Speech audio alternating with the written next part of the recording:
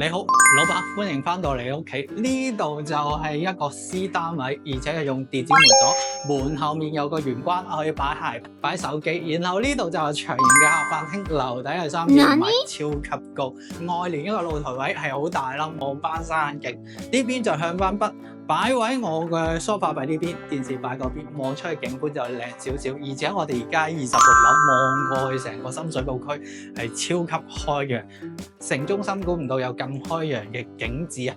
呢度就係 L 型嘅廚房，所有家電就嵌入式，睇上去好整齊。所有家電都齊晒，最重要佢有充足嘅收納空間同埋一個煮食空間啦。